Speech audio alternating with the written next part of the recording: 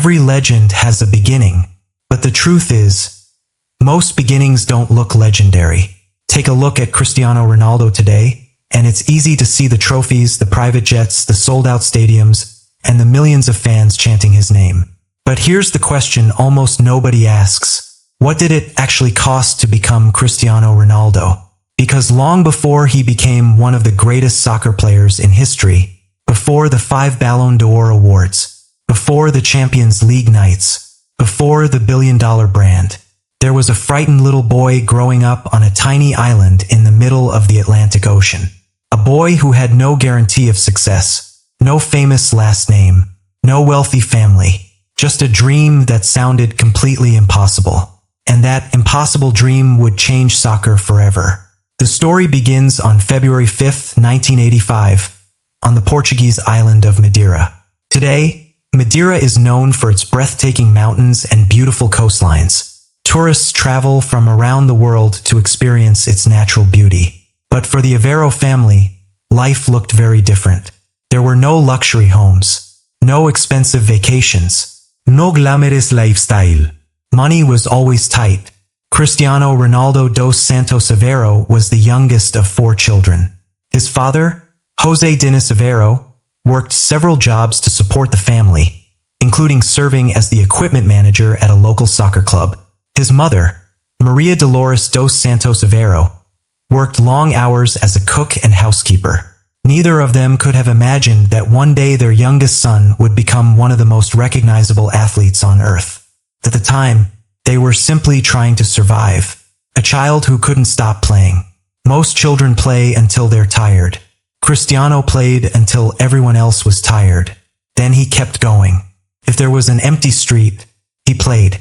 If there was a parking lot, he played. If there was nothing but a wall, he kicked the ball against it for hours.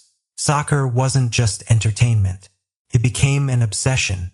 Neighbors would often watch him running after the ball from sunrise until sunset. Sometimes he forgot to eat. Sometimes his mother had to call him home multiple times before he finally listened. To everyone else, it looked like a child having fun. But something very different was happening.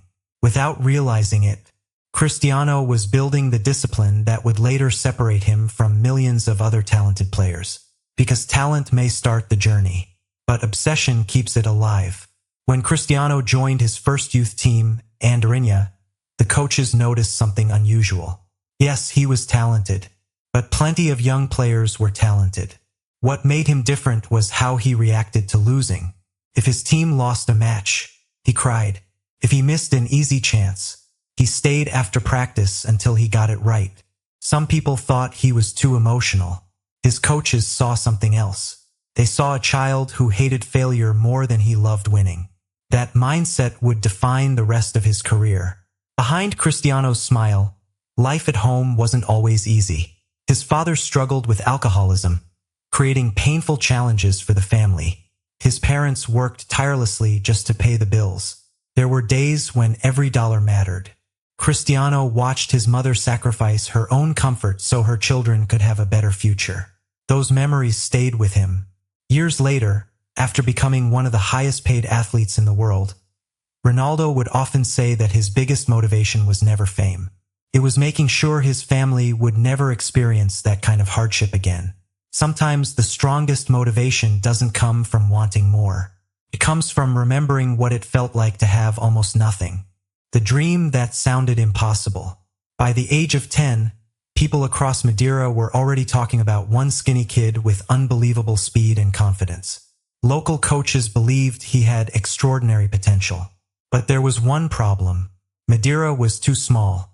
If Cristiano truly wanted to become a professional player, he would have to leave the island, leave his family, leave his childhood, leave everything he had ever known.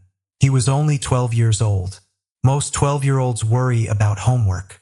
Cristiano Ronaldo was about to make a decision that would terrify even many adults. A decision that could either destroy his dream or make history. And in the next chapter, that little boy would walk through an airport carrying nothing but a small bag and a dream far bigger than himself. Every dream demands a price. For Cristiano Ronaldo, the price was childhood. In 1997, Cristiano Ronaldo was just 12 years old. Most kids his age were worried about school, making friends, or playing outside after class. Cristiano was about to leave everything behind. He had earned a spot in the prestigious Sporting CP Academy in Lisbon, Portugal's most respected youth development system. For many young players, this was the opportunity of a lifetime. But there was one painful reality. Lisbon wasn't just another city. It was nearly 600 miles, about 1,000 kilometers, away from Madeira. For the first time in his life, Cristiano would be completely alone. The goodbye that changed everything. The morning he left home didn't feel exciting. Felt heartbreaking. His mother hugged him tightly, trying to stay strong. His older siblings smiled through their tears. His father barely spoke. Everyone understood what was happening. A little boy was leaving home to chase a dream that might never come true. As Cristiano walked toward the boarding gate carrying a small travel bag, he looked back one last time. He had no idea when he would see his family again. Years later, his mother admitted she cried after he left. She wasn't crying because she wanted him to stay. She was crying because she knew dreams sometimes require impossible sacrifices. That flight from Madeira to Lisbon wasn't just a journey across Portugal. It was the moment Cristiano Ronaldo stopped being a child. When he arrived in Lisbon, everything felt unfamiliar. The streets were bigger. The people spoke with a different accent. The academy was filled with gifted young players from all over Portugal. For the first time in his life, Cristiano wasn't the best player anymore. Everyone around him had talent. Everyone wanted the same dream. The competition was ruthless. If you stopped improving, someone else would take your place. The hardest part wasn't training. It was nighttime. After practice ended and the lights went out, loneliness hit the hardest. Cristiano missed his mother's cooking. He missed laughing with his siblings. He missed the sound of home. Some nights, he cried quietly so no one else would hear him. More than once, he wanted to pack his bags and go back to Madeira. No trophies, no fame, just home. But every time he thought about quitting, he remembered why he had left. His family had sacrificed everything to give him this chance. He couldn't let that sacrifice be wasted. Instead of allowing loneliness to break him, Cristiano transformed it into discipline. While other academy players rested after practice, Ronaldo often stayed behind. One more sprint, one more shooting drill, one more free kick, one more repetition, then another, and another. One of his youth coaches later said something that perfectly described him. Cristiano never believed he had trained enough. That sentence explains almost his entire career. Talent gave him an opportunity. Work ethic made him unforgettable. Then came a moment that nearly changed history. Around 2000, while still developing as a teenager, doctors discovered that Cristiano had a heart condition known as tachycardia. His heart was beating much faster than normal. For most people, it was a medical problem. For Cristiano, felt like the end of his dream. The doctors explained that he would need a procedure. There was uncertainty. There was fear. For the first time, soccer wasn't the biggest challenge. His own body was. The operation was successful. Within days, Cristiano was asking one question. When can I train again? Not months later. Not weeks later. As soon as possible. That moment revealed something extraordinary. Most athletes are motivated when everything goes well. The truly great ones become even stronger after adversity. Cristiano Ronaldo belonged in the second group.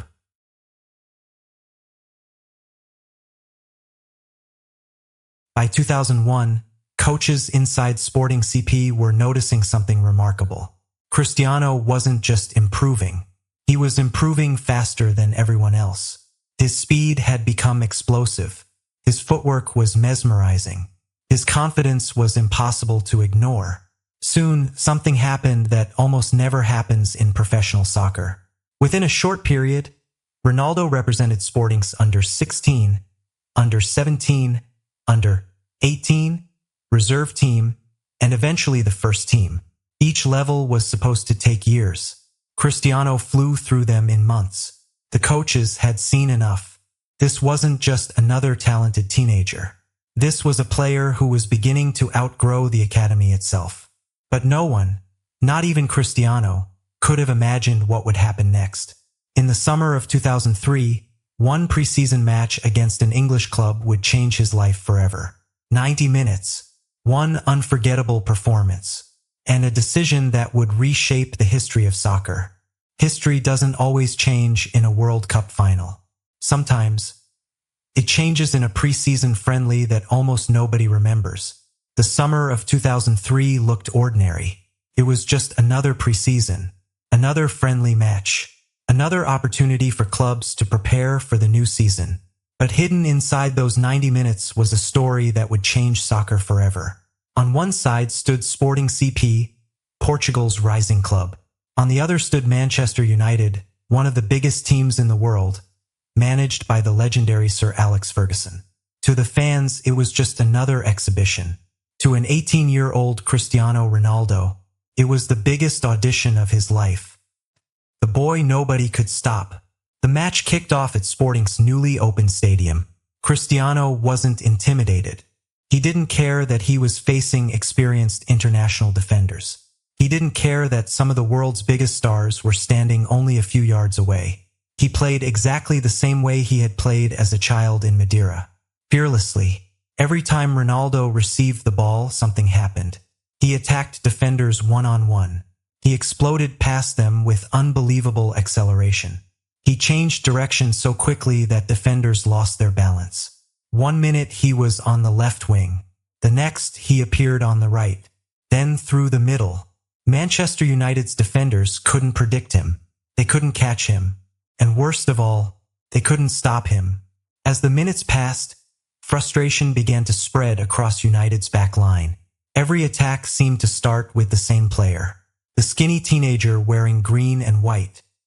The conversation on the flight home. Sporting CP won the match 3-1, but the score barely mattered. Inside the Manchester United dressing room, nobody was talking about the result. They were talking about one player, Cristiano Ronaldo. Several senior players reportedly approached Sir Alex Ferguson with the same message. "Boss, we have to sign that kid." Imagine that for a second.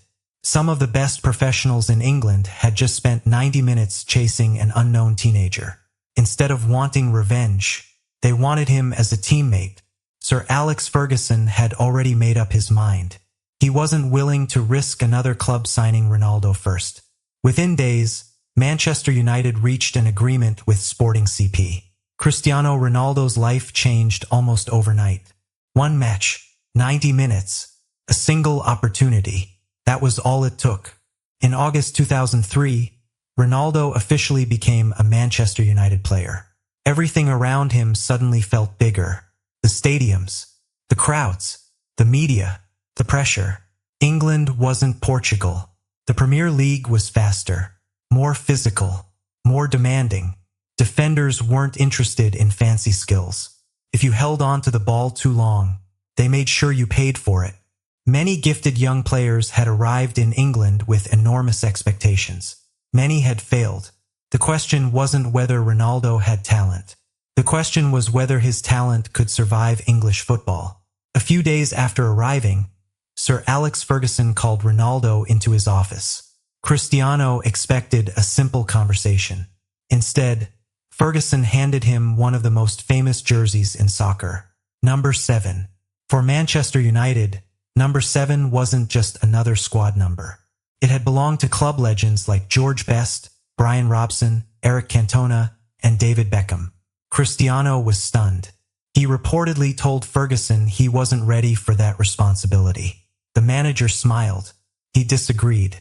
Sir Alex didn't just see the player Ronaldo was. He saw the player he would become. That single act of confidence changed Cristiano forever. Years later, Ronaldo admitted that wearing the number 7 shirt forced him to grow up faster. From that day forward, he wasn't just Cristiano Ronaldo. He became CR7, a name that would eventually become one of the biggest sports brands in history. Ronaldo's debut couldn't have gone much better. Coming off the bench against Bolton Wanderers, he electrified Old Trafford. Every touch brought fans to their feet. Every dribble created excitement. Supporters immediately sensed they were watching someone different. But excitement alone wasn't enough. Throughout the 2003-04 season, critics pointed out the same weakness. He's entertaining, but he needs more end product.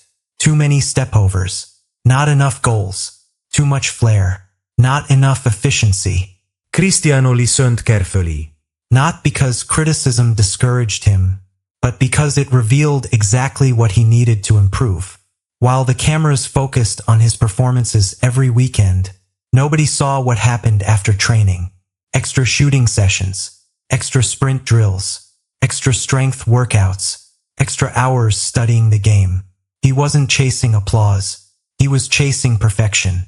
And perfection was still a long way away. In 2004, Manchester United won the FA Cup, giving Ronaldo his first major trophy in English football. He even scored in the final. It wasn't the biggest title of his career, but it meant something much deeper.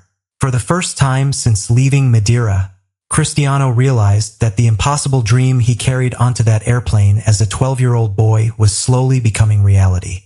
He had reached the biggest stage, but the world still hadn't seen his best.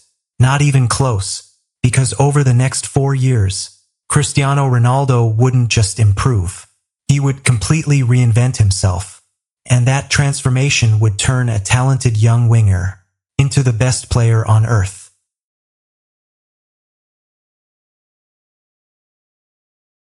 The world remembers the trophies, but it almost never remembers the pain that came before them. By 2005, Cristiano Ronaldo had become one of the most exciting young players in England. The skills were breathtaking. The speed was unbelievable. The confidence was impossible to ignore. But behind the bright lights of Old Trafford, Cristiano was fighting a battle no one could see. And this time, soccer couldn't protect him. On September 7, 2005, while Ronaldo was away with Portugal's national team, he received news that would change him forever. His father, José Diniz Aveiro, had passed away at the age of 52. Cristiano was only 20 years old. His father had struggled with alcoholism for years, and although their relationship wasn't always easy, Ronaldo loved him deeply. The hardest part wasn't just losing his father. It was knowing his father would never see what his son was about to become. He would never witness the Ballon d'Or, never celebrate the Champions League triumphs, never watch packed stadiums chant his son's name. Years later, Ronaldo admitted that this was one of the greatest regrets of his life. He wished his father had lived long enough to see the dreams they had both shared. That loss left a scar that never truly disappeared, turning grief into greatness. Some people fall apart after heartbreak. Cristiano trained harder. Not because the pain disappeared, but because the field became the only place where his mind felt quiet. His teammates noticed something had changed. He smiled less, he talked less, but he worked harder than ever. Every sprint became faster. Every workout became longer. Every training session became more intense. He wasn't competing against other players anymore. He was competing against the version of himself from yesterday. That mindset would eventually separate him from almost everyone else in the game. By 2006, Ronaldo understood something important. Natural talent alone wasn't enough to dominate world soccer. The Premier League demanded strength, power, endurance. So he transformed his body. Hours in the gym became part of his daily routine. He added muscle without sacrificing speed. He improved his balance. His jumping ability became extraordinary. His stamina reached another level. Soon, defenders realized they weren't facing the skinny teenager from Portugal anymore. They were facing a complete athlete, one built through relentless discipline. The obsession with improvement. Around this time, stories about Ronaldo's work ethic began spreading inside Manchester United. If training started at 10 o'clock, Cristiano often arrived before everyone else. If practice ended at noon, he frequently stayed for another hour. Sometimes two. He practiced free kicks until sunset, repeated finishing drills hundreds of times, studied videos of his own mistakes. Recovery wasn't optional. Nutrition wasn't optional. Sleep wasn't optional. Every detail mattered. Because Ronaldo believed championships were won long before match day. They were won when nobody else was watching. 2007. England belonged to CR7. Everything finally came together during the 2006-07 season. The flashy teenager had disappeared. In his place stood one of the most complete players in the world. Goals, assists, leadership, consistency. Manchester United captured the Premier League title, ending Chelsea's dominance. Cristiano was named the PFA Players Player of the Year, the PFA Young Player of the Year, and the Football Writers Player of the Year. It was a clean sweep. England had a new king, yet Cristiano wasn't celebrating for long. He wanted Europe. If 2007 proved Ronaldo belonged among the world's elite, 2008 proved he belonged above them. Everything he touched seemed to turn into magic. Long-range strikes, towering headers, powerful free kicks, last-minute winners. He finished the season with an incredible 42 goals in all competitions. An astonishing number for a player who often started on the wing. Every week brought another highlight, another record, another reminder that the impossible had become normal. Then came May 21, 2008, the UEFA Champions League final. Manchester United versus Chelsea. Rain poured over Moscow's Luzhniki Stadium. The pressure was unbearable. Millions of people around the world were watching. In the first half, Ronaldo rose above the defense and powered home a magnificent header. Manchester United led, but Chelsea fought back. The match ended 1-1. Everything would be decided by penalties. Cristiano stepped forward. He struck the ball and missed. For a moment, time stood still. He buried his face in his hands. He believed he had cost his team the biggest trophy in club soccer. Then something unbelievable happened. Chelsea missed their final opportunity. Manchester United were champions of Europe. Cristiano collapsed onto the wet grass, not because he had missed, but because his teammates had lifted him back up. Sometimes greatness isn't about never failing. Sometimes it's about discovering that one mistake doesn't define your story. A few months later, football's biggest individual honor was announced. Cristiano Ronaldo won the 2008 Ballon d'Or. The same boy who once cried himself to sleep because he missed his family was now officially recognized as the best soccer player on earth. It wasn't luck. It wasn't destiny. It was thousands of mornings that started before sunrise. Thousands of extra repetitions. Thousands of moments when quitting would have been easier. But Cristiano Ronaldo had never chosen the easy path. And standing on that stage with the Ballon d'Or in his hands, he knew this wasn't the end of the journey. It was only the beginning, because waiting for him in Spain was the biggest challenge of his entire career. Some transfers change a club. Others change the history of the sport. The summer of 2009 felt different. Cristiano Ronaldo had already conquered England. He had won the Premier League. He had lifted the UEFA Champions League trophy. And he had just been crowned the 2008 Ballon d'Or winner, the best soccer player in the world. Most players would have stayed exactly where they were. Cristiano Ronaldo wasn't most players. He wanted a challenge that looked impossible. On June 11, 2009, the soccer world stopped. Real Madrid announced the signing of Cristiano Ronaldo for £80 million, about $131 million at the time, the highest transfer fee ever paid for a player. The headlines were everywhere. Can anyone really be worth that much money? The pressure was unbelievable. For the first time in history, one player carried a price tag that made the entire world expect perfection. Failure wasn't an option. Every goal would be analyzed. Every missed shot would become breaking news. Every performance would be judged. Cristiano accepted every bit of that pressure, because deep down he believed he belonged there. 80,000 people for one man. On July 6, 2009, something happened that had never been seen before. More than 80,000 fans packed the Santiago Bernabéu Stadium. Not for a championship, not for a final, not even for a match.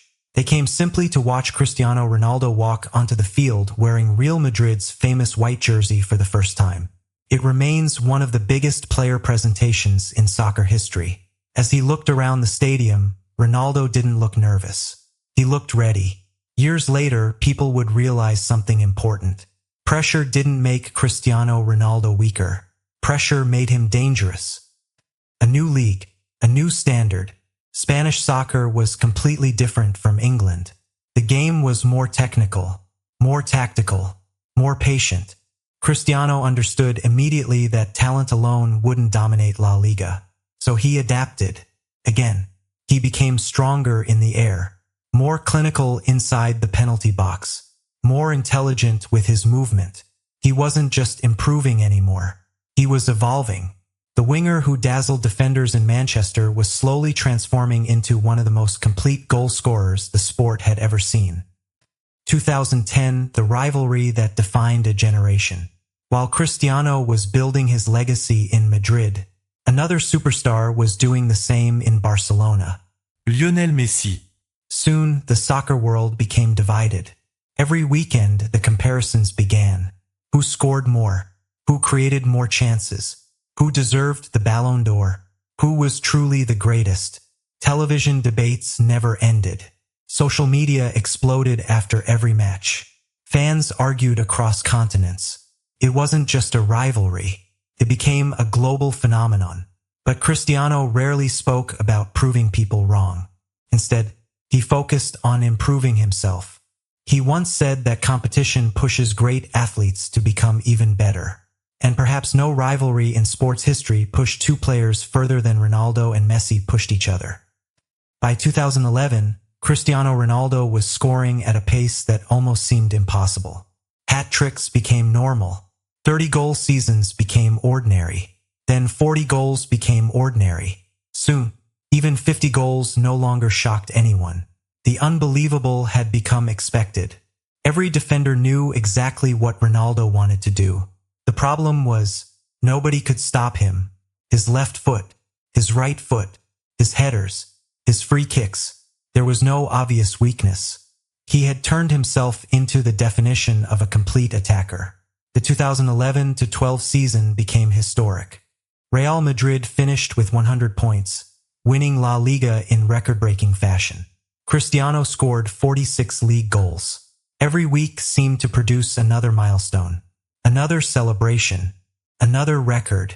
For most players, one extraordinary season defines a career. For Cristiano, it became another chapter. Although Ronaldo was producing incredible numbers, one criticism refused to disappear. Since winning the Ballon d'Or in 2008, he had watched Messi claim the award year after year. Many believed the debate was over. Cristiano disögrist. He responded the only way he knew. More goals. More assists, more victories. By the end of 2013, the announcement finally arrived. Cristiano Ronaldo had won his second Ballon d'Or. As he stepped onto the stage, emotion overwhelmed him. Then came one of the most memorable moments in award show history. He let out a roar, not because he wanted attention, but because years of pressure had finally been released. It wasn't arrogance. It was relief. For over a decade, Real Madrid had chased one dream. La Decima, their 10th UEFA Champions League title. Every year ended in heartbreak. Until May 24, 2014. The final against Atletico Madrid became one of the greatest matches ever played. Real Madrid trailed for almost the entire game. The clock reached stoppage time. Hope was disappearing. Then, Sergio Ramos rose above everyone and scored an unforgettable header. The stadium exploded. Extra time belonged to Real Madrid. Cristiano Ronaldo scored the final goal from the penalty spot, sealing a 4-1 victory. He ripped off his jersey and celebrated with pure emotion. Years of frustration, finally replaced by glory. Later that year, Ronaldo lifted his third Ballon d'Or. The boy from Madeira had become more than a superstar. He had become the face of world soccer. But his greatest victory wouldn't come wearing white. It would come wearing the red and green colors of Portugal. Winning for your club makes you a champion. Winning for your country makes you immortal. By 2015, Cristiano Ronaldo had already achieved what most players only dream about.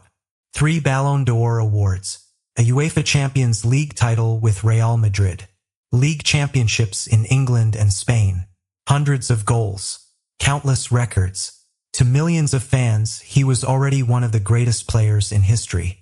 But to his critics, one argument never disappeared. He's never won a major trophy with Portugal. For years, those words followed him everywhere. Every tournament, every interview, every defeat. Cristiano never responded with excuses. He waited for the right moment to answer on the field. And in 2016, that moment finally arrived. Portugal entered UEFA Euro 2016 carrying the hopes of an entire country. The road to the final wasn't glamorous. Portugal didn't dominate the tournament. In fact, they finished third in their group and advanced under the competition's new format. Pundits questioned whether they even deserved to be in the knockout stage. But great champions don't always begin with perfect performances. Sometimes, they simply refuse to lose. Match after match, Portugal survived. Quarter-final, semi-final. Then, against all expectations, they reached the final. Standing in their way was the host nation, France, one of the strongest teams in the world. The stadium in Paris was almost entirely behind the French side. Portugal were the underdogs.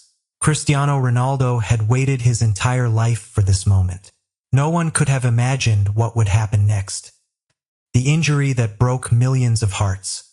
Just 25 minutes into the match, Ronaldo collided with France's Dimitri Payet. At first, it looked like an ordinary challenge, but Cristiano immediately knew something was wrong. He tried to continue.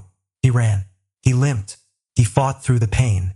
The medical staff wrapped his knee. He came back onto the field.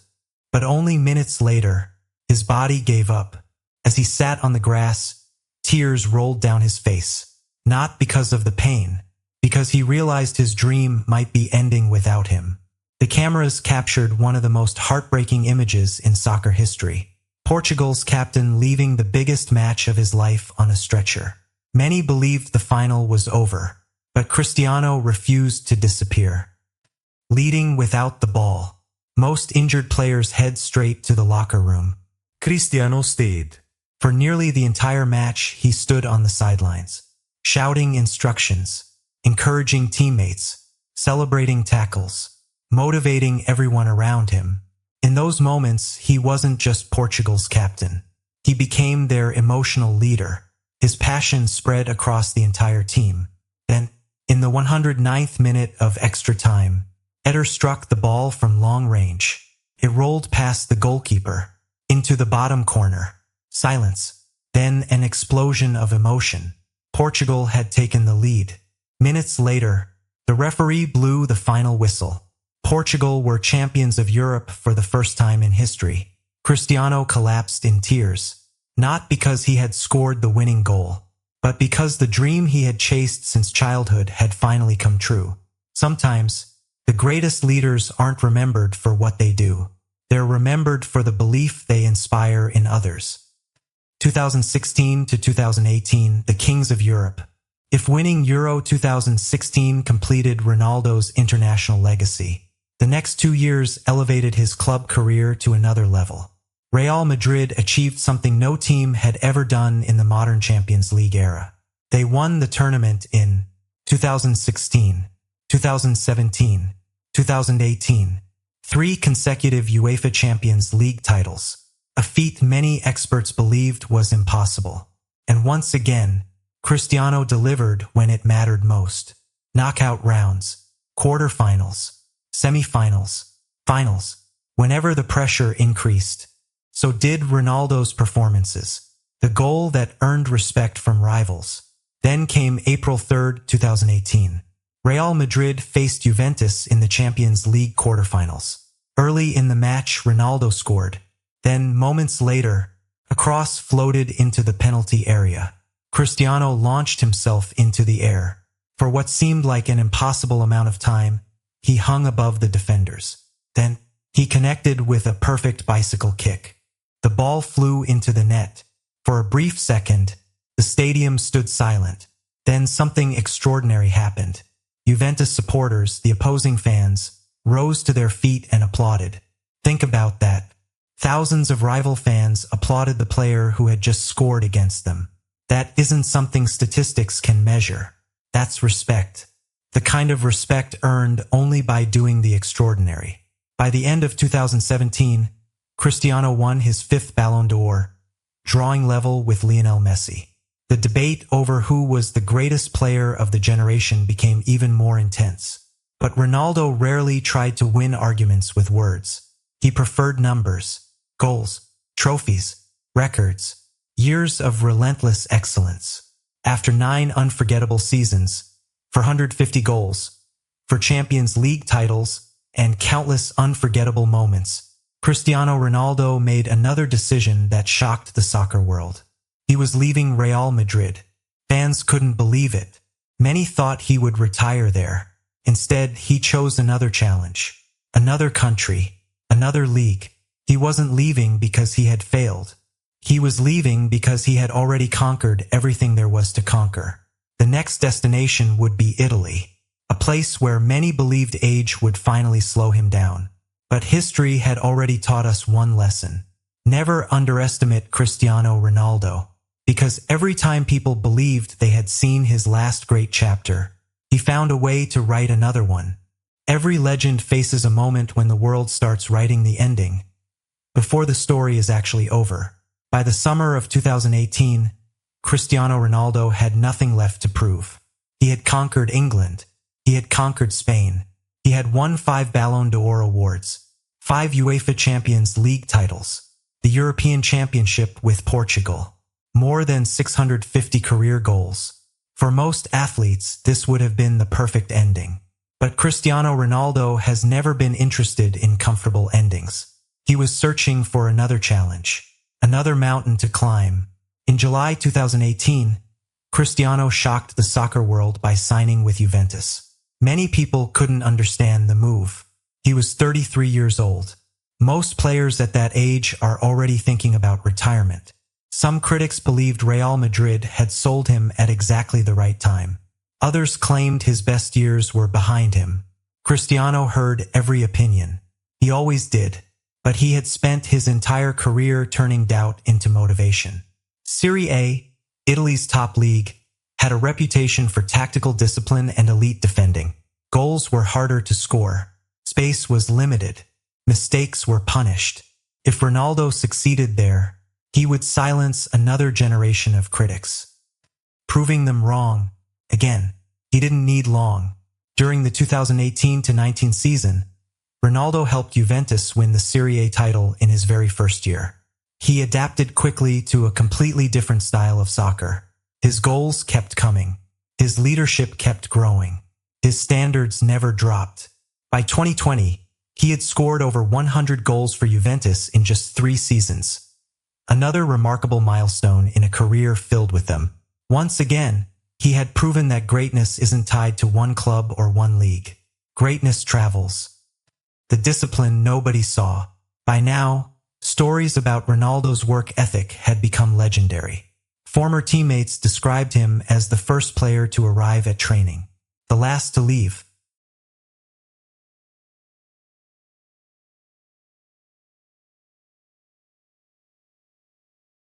Even after winning almost every trophy imaginable, his routine barely changed. Ice baths, recovery sessions, strength training, perfect nutrition, strict sleep schedules.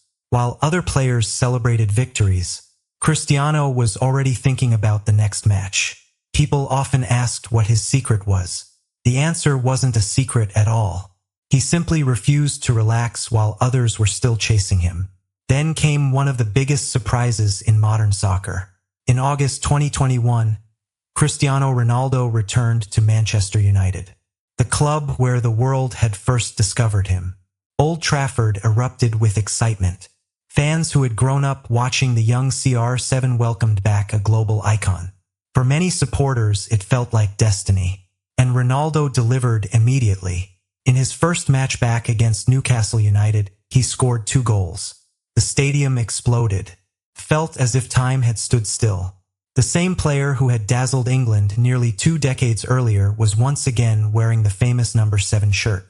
For one afternoon, the past and the present became one.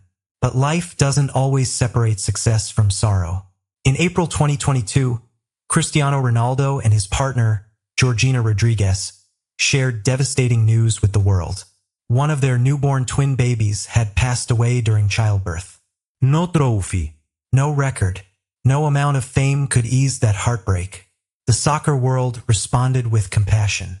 Fans from rival clubs, former teammates, opponents, even complete strangers offered their condolences. For a brief moment, competition disappeared. Humanity came first. Years later, many people would remember this not as a soccer story, but as the story of a father enduring unimaginable loss. The months that followed became some of the hardest in Ronaldo's professional career. Manchester United struggled. Managers changed. Results declined. Cristiano found himself spending more time on the bench than ever before. The media questioned everything. Is he finished? Has modern soccer moved on? For the first time in years, the headlines focused more on controversy than on goals. It was unfamiliar territory. But Cristiano had experienced doubt before. He knew one thing: public opinion changes quickly. Character doesn't. Later that year, Ronaldo traveled to Qatar for the 2022 FIFA World Cup. At 37 years old, he understood the reality. This would almost certainly be his final chance to win the one trophy that had always escaped him. The World Cup. Portugal advanced to the quarterfinals. Hope was alive. Then came Morocco. One of the biggest upsets in World Cup history. Portugal lost. As the final whistle echoed through the stadium, television cameras captured Ronaldo walking alone down the tunnel. Tears filled his eyes. No words. No interviews. Just silence. It was one of the most powerful images of his career. Not because he had lost a match, but because a childhood dream had come to an end. Millions of fans wondered the same thing. Was this the final chapter? Had the greatest journey in modern soccer finally reached its ending? The answer was no, because once again, Cristiano Ronaldo was about to make a decision that almost nobody expected. A decision that would reshape not only his own career, but the future of soccer in an entirely new part of the world. People often ask when greatness ends. The truth is, greatness doesn't end when the final whistle blows. It lives on in the lives it changes. When Cristiano Ronaldo left Europe in January 2023 to join Al Nassr, the headlines came quickly. His career is over. He's leaving elite soccer. This is the end of an era. It wasn't the first time people had doubted him, and it probably wouldn't be the last. Cristiano had spent his entire career proving that the world's opinions could change overnight.